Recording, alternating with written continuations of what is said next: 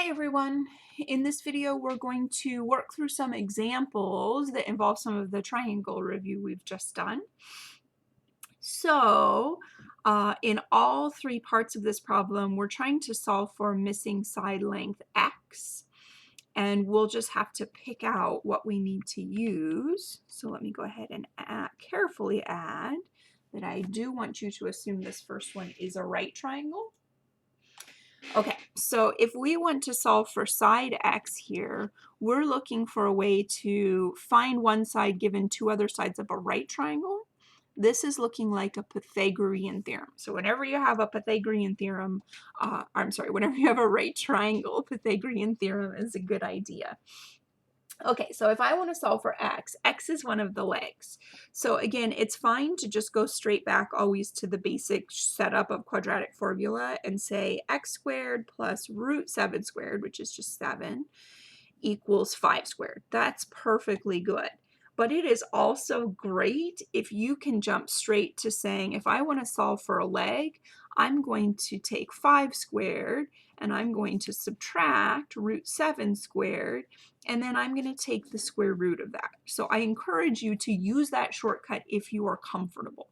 If you are not comfortable, set this up and you'll end up with the exact same thing. Subtract 7 and then square root both sides. So it looks like the missing side length here is 18, root 18. Okay, so x equals the square root of 18. All right, for part B, side length x that I'm looking for is right here. And I'm seeing, let's see, what am I seeing? I know the side length 4 of the big triangle. I know the base of the little triangle, and I know the base of the big triangle. This looks like similar triangles to me. If I ignore the big triangle temporarily and I focus on this little guy, I can say that there's a ratio in there to work with, x over the square root of 2. And you can set that ratio up, x over the square root of 2 or root 2 over x. It's entirely up to you. If we're solving for x, it's going to be a little easier if x is not in the bottom. So it's not going to make it in any way unsolvable if you flip this upside down on accident, but it is slightly easier in this order. However, once you've picked an order for that first fraction, you don't also get to pick an order for the other fraction. You have to match up the exact same corresponding sides.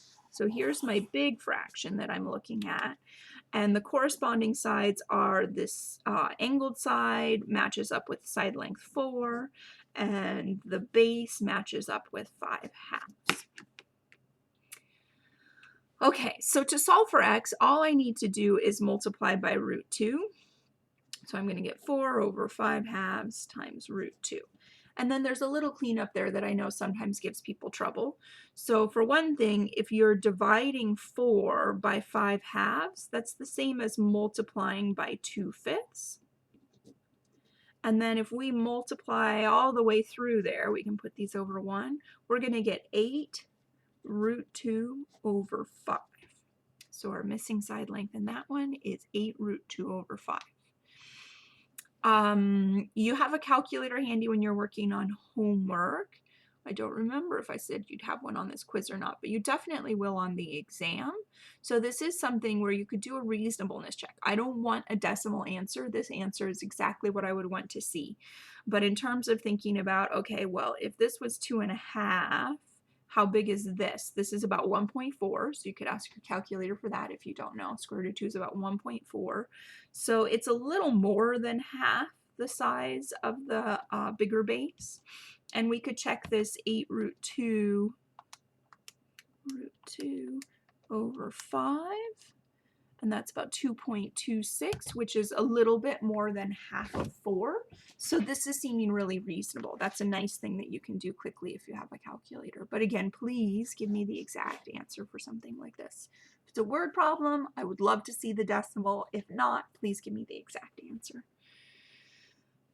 Okay, last one. I've got two triangles, so it's making me think similar triangles. I'm also going to give you that these are right triangles, so if needed, we could use a Pythagorean theorem. So I would say my first instinct is to say, okay, I'm going to take x over 5. Oh, and I guess I could say this. In a problem, you should be given enough information to know that they're similar triangles, so that would be enough. If you know that 2 of the angles are the same, you know that all 3 are the same because of that adds up to 180 degrees property. So if I give you a right angle and that one of the others are the same, then they are similar. Okay, so I'm going to take the ratio of x to 5, and I would want that to match up with the ratio of, okay, so here's where it gets tricky. This missing side, I'm going to call it s to 4. So this is not very helpful. That's not what I want for an answer. I want a numerical answer if possible, and it is possible here. So we need to figure out what S is. And because we know this is a right triangle, that's very doable. So S is the hypotenuse of the right triangle. It's across from the right angle, which means if we want to solve for S, we're going to add up a squared, 9, plus b squared, 16, and we're going to take the square root. So S is the square root of 25, which is 5. If you already know that 3, 4, 5 triangles are a thing, you can use that. If you want to know that they're a thing, the deal is basically if you ever have a right triangle and the legs have lengths 3 and 4, the hypotenuse has to be 5. Or if you know it's a right triangle again, the hypotenuse is 5 and one of the legs is 3, the other has to be 4. If the hypotenuse is 5 and one of the legs is 4, the other has to be 3. So 3, 4, 5 triangle is a thing. 5 has to be the hypotenuse. It's the longest side. So you're welcome to use that. Otherwise, just do a quick Pythagorean theorem, which means over here, this is at least an easy change. I'm just going to change that into a 5. And to solve for x, I'm going to need to multiply both sides by 5. So it looks like x is 25/4 on this one.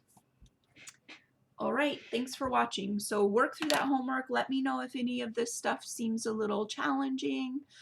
There's some word problems in there, I believe, and I'm not doing any of those examples because I think you'll find that they're not too terrible. But let me know if they do give you trouble. I could make more videos or something of the sort. Thanks for watching.